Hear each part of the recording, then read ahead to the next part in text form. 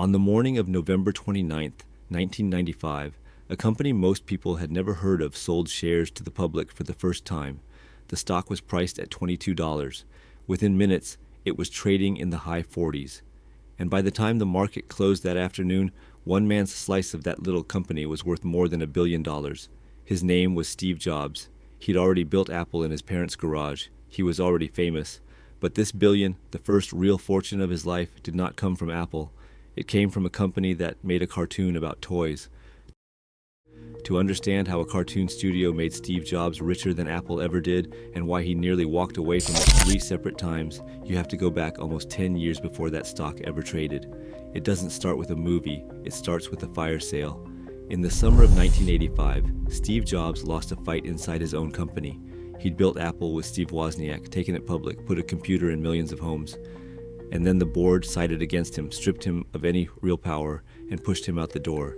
He was 30 years old, humiliated, and out of a job at the company that carried his own legend. So he did something that tells you everything about how he felt. He sold his Apple stock, almost all of it. He kept exactly 1 share, just so he'd still get the annual report in the mail. The rest he dumped. The man who would one day be the face of the most valuable company on earth wanted out so badly, he cashed in his ticket on the way through the door. He had money in the bank, somewhere around $100 million from that sale. What he didn't have was a next move.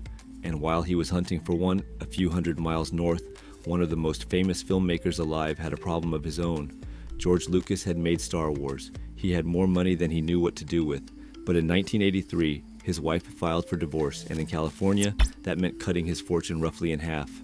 Suddenly, the richest man in Hollywood needed cash, and he started looking around his empire for things he could sell.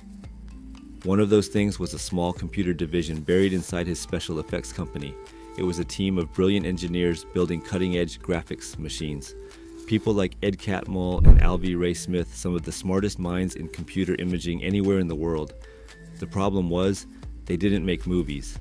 They made expensive hardware, and the hardware lost money. To Lucas, it was a science project he could no longer afford. He tried to sell it for real money. General Motors looked at it. A group around Ross Perot looked at it. Even Disney looked at buying half of it, before an executive there killed the idea. One by one, the big buyers walked. And that is when Steve Jobs, sitting on $100 million and no purpose, walked in.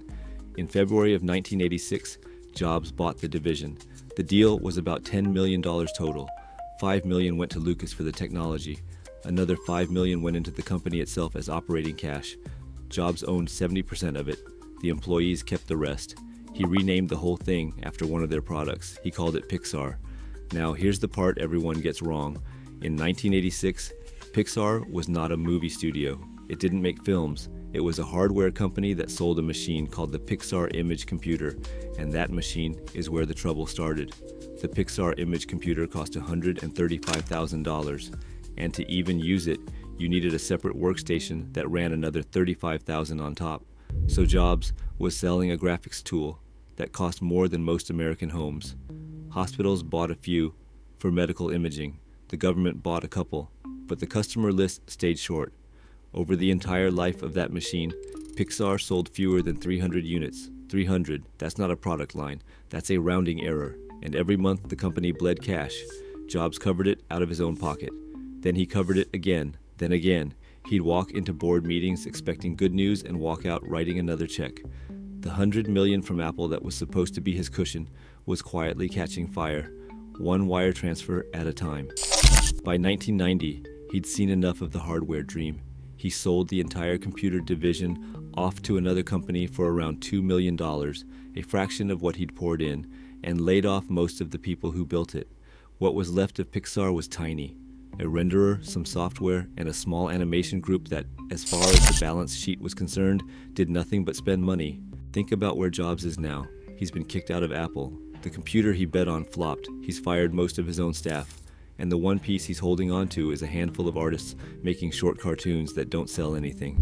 If you were watching from the outside, you'd have called it one of the worst investments in Silicon Valley. And Jobs, privately, agreed. Years later, he admitted it straight out. He said, if he'd known in 1986 how much it was going to cost to keep Pixar going, he doubts he would have bought the company at all. So why didn't he just shut it down? Because 3 different times he tried to get rid of it. He shopped Pixar to Microsoft. He shopped it to a company called Alias. He shopped it to Silicon Graphics. By one account from inside the company, Microsoft offered around $90 million to take it off his hands. And strangely, that offer is part of why he kept it. If a company that smart thought Pixar was worth $90 million, maybe Jobs was about to sell too cheap. So he held on and kept bleeding. There's a detail from these years that says everything about the man. When Pixar finally hired a new chief financial officer, a longtime employee pulled him aside and warned him. She told him that Pixar lived in fear of Steve, that Steve was the man who owned them, who signed the checks, but who had never once felt like one of them. Another worker put it even more bluntly. Keep that man away from us. Sit with that. The company that was about to make Steve Jobs a billionaire was at that very moment terrified of him.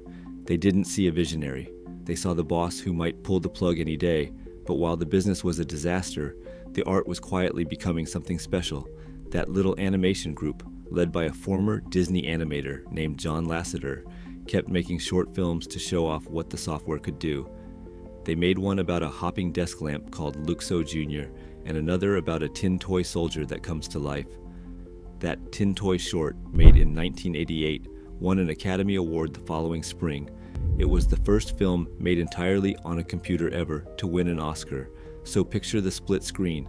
On one side, a company burning through its owner's money, laying people off, getting shopped around for parts. On the other side, the same people are standing on a stage holding an Oscar, doing something no one in the history of film had ever done. Steve Jobs was funding both of those realities at once. He just didn't know yet which one was going to win. The thing that finally changed the math wasn't a sale. It was a phone call from Burbank. The Walt Disney Company had noticed those short films too, and a Disney executive named Jeffrey Katzenberg had been trying for years to lure John Lasseter back to Disney, where Lasseter had once worked before getting let go. Lasseter wouldn't leave Pixar, so Katzenberg did the next best thing. If he couldn't have the man, he'd buy the movie. In 1991, Disney and Pixar signed a deal to make 3 feature-length films together. The first one would be a story about toys. On paper, it looked like salvation. Real money, a real partner, a real shot at the big screen. Disney put up the production financing around $26 million, but read the fine print, and it wasn't salvation. It was survival on Disney's terms. Pixar was broke and desperate, and Disney knew it. So Disney took almost everything. Disney would own the movies. Disney would own the characters. Disney would own the rights to every sequel, and could make those sequels with or without Pixar. And Pixar's cut of the money, roughly an eighth of what the movie made at the box office. The company doing the actual creating would walk away with the smallest slice in the room. Jobs signed it anyway, because when you're losing money every month for 5 straight years, you don't negotiate from strength. You sign the deal that keeps the doors open, and you pray the movie is good. And then, in November of 1993, the movie almost died. Here's what people forget about Toy Story. It was nearly canceled before anyone outside that building ever saw a frame of it. Disney had been pushing Pixar to make the story edgier, more adult, more attitude, and the Pixar team, trying to please their powerful partner, pushed too far. They turned Woody, the character who was supposed to be the heart of the whole thing, into a jerk, a sarcastic bully who, in one version, literally shoves Buzz Lightyear out a window on purpose. On November 19, 1993, the Pixar crew screened that version of the movie for Disney. It was a disaster. The reels were so bad that a Disney executive named Peter Schneider shut the production down on the spot. Inside Pixar, they still call it Black Friday. John Lasseter later said it was a story filled with the most unhappy, mean characters he had ever seen. The studio gave them a couple of weeks to prove they could fix it, and during the months it took to rebuild the entire movie from the ground up, the production money got shaky, and Steve Jobs once again reached into his own pocket to keep the lights on. He had now been funding this company for almost 8 years, through a failed computer, 3 attempts to sell it, and a movie that just got halted by its own distributor. By this point, he'd sunk close to $50 million of his own money into Pixar, $50 million on a company that had never turned a real profit. And then the rewrite worked. On November 22, 1995, Toy Story opened in theaters. It cost about $30 million to make. It made nearly $30 million in its first weekend alone, the #1 movie in the country. By the end of its original run, it had pulled in around $190 million in the United States and more than $350 million around the world. It wasn't just a hit, It was the kind of hit that changes an industry. The first full-length film made entirely on computers, and audiences couldn't get enough of it. But Steve Jobs wasn't thinking only about the movie. He was thinking about timing, because Jobs understood something that the people around him were almost afraid to act on. A company is never more valuable than the week the whole world falls in love with its product. So just 1 week after Toy Story hit theaters, while every parent in America was buying tickets, Pixar went public on the stock market. This is the moment the whole story has been building toward. The little company that lost money for 9 years, that nobody wanted to buy, that its own employees were scared of, walked onto Wall Street writing the biggest movie in the country. The stock was priced at $22 a share. The morning it opened, demand was so heavy that it didn't trade anywhere near 22. It opened in the high 40s, more than double the offering price. It spiked up near $50, and it closed that first day right around 40, nearly double where it started the morning. It was the biggest public offering of the year, bigger even than Netscape, the internet darling everyone had been chasing. And at the center of it sat Steve Jobs, who still owned about 80% of the company, roughly 30 million shares. Do the math at that closing price, and Jobs was suddenly holding a stake worth more than $1 billion. That was his first billion. Not from Apple, from a cartoon about toys. Remember, he had sold almost all his Apple stock back in 1985. His other company, Next, was private and still struggling. For all the fame, for all the legend of the garage, Steve Jobs had never actually been a billionaire until the afternoon a movie about a cowboy doll and a space toy took him there. When it was over, he turned to his chief financial officer and said simply, "We did it. We totally did it." The man who couldn't give Pixar away 3 years earlier was now one of the richest men in technology, on paper, because he held on when every reason said to fold. But here's the part that turns this from a good story into a great one. The billion was just the beginning. After Toy Story, the balance of power flipped completely. Pixar was no longer the broke little partner begging Disney for a deal. Pixar was the hottest name in animation, and now Jobs negotiated like it. A Bug's Life, Monsters, Inc., Finding Nemo, The Incredibles. One massive hit after another, and with each one, Jobs squeezed Disney for a bigger and bigger share until the company that once took an eighth was splitting the profits right down the middle. By the mid-2000s, the relationship between Jobs and Disney's chief executive had soured so badly that Jobs threatened to walk away entirely and find a new distributor. It took a new Disney boss, a man named Bob Iger, to repair it. And Iger didn't just want to keep the partnership, he wanted to own Pixar outright. In 2006, Disney bought Pixar. The price was $7.4 billion, paid entirely in Disney stock. And because Steve Jobs still owned about half of Pixar, that sale converted his stake into 138 million shares of Disney. In one stroke, Steve Jobs became the single largest individual shareholder in the Walt Disney Company. Bigger than any executive, bigger than any heir to the Disney family. The man who funded a cartoon out of his own pocket now owned the biggest personal piece of the most famous entertainment company on the planet and a seat on its board. Now line the two fortunes up side by side, because this is the whole point. When Steve Jobs died in October of 2011, he was, of course, the man who built the iPhone. He'd returned to Apple in the late 90s and turned it into a powerhouse. But his stake in Apple, the company that made him a household name, was worth a little over $2 billion at his death.